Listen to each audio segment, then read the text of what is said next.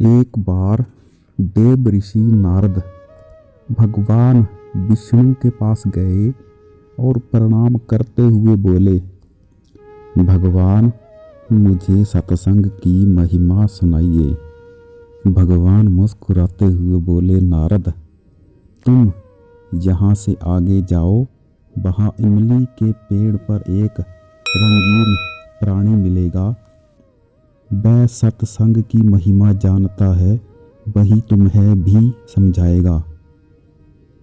नारद जी खुशी खुशी इमली के पेड़ के पास गए और एक गिरगिट देखकर उससे बातें करने लगे। उन्होंने गिरगिट से सत्संग की महिमा के बारे में पूछा। सवाल सुनते ही वह गिरगिट पेड़ से नीचे गिर गया और छटपटाते हुए प्राण छोड़ दिए। नारद जी आश्चर्यचकित होकर लौट आए और भगवान को सारा वृतांत सुनाया। भगवान ने मुस्कुराते हुए कहा, इस बार तुम नगर के उस धनवान के घर जाओ और वहाँ जो तोता पिंजरे में दिखेगा उसी से सत्संग की महिमा पूछ लेना।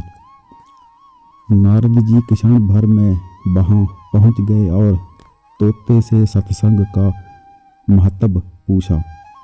थोड़ी देर बाद ही तोते की आंखें भी बंद हो गई और उसके भी प्राण पखेरु उड़ गए।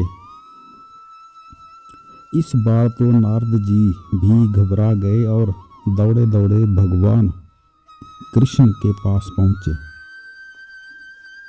नारद जी ने कहा, भगवान ये क्या लीला है? क्या सत्संग का नाम सुनकर मरना ही सत्संग की महिमा है? भगवान हंसते हुए बोले, ये बात भी तुमको जल्द ही पता चल जाएगी।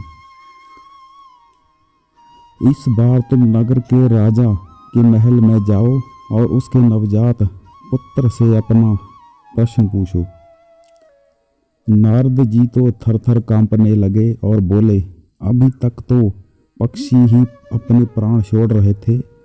इस बार अगर वह नवजात राजपुत्र मर गया तो राजा मुझे जिंदा नहीं छोड़ेगा। भगवान ने नारद जी को अभय दान दिया। नारद जी दिल मुट्ठी में रखकर राजमहल में आए। वहाँ उनका बड़ा सत्कार किया गया। अब तक राजा को कोई संतान नहीं थी, अतः पुत्र के जन्म पर बड़े आनंदोल्लास से उत्सव मनाया जा रहा था। नारद जी ने डरते डरते राजा से पुत्र के बारे में पूछा। नारद जी को राजपुत्र के पास ले जाया गया। पसीने से तर होते हुए मन ही मन श्री हरि का नाम लेते हुए नारद जी ने राजपुत्र से सत्संग की महिमा के बारे में प्रश्न किया तो वह नवजात शिशु हंस पड़ा और बोला, महाराज चंदन को अपनी सुगंध और अमृत को अपने माधुर्य का पता नहीं होता। ऐसे ही आप अपनी महिमा नहीं जानते, इसलिए मुझसे पूछ रहे हैं। वास्तव में आप ही के क्षण मात्र के संग से मैं गिरगिट की योनि से मुक्त हो गया और आप ही के दर्शन मात्र से तोते की क्षुद्र योनि से मुक्त होकर इस मनुष्य जन्म को पा सका। आपके सानिध्य मात्र से मेरी कितनी सारी योनियां कट गई और मैं सीधे मानव तन में ही नहीं पहुंचा, अपितु राजपुत्र भी बना। ये सत्संग का ही अद्भुत प्रभाव है।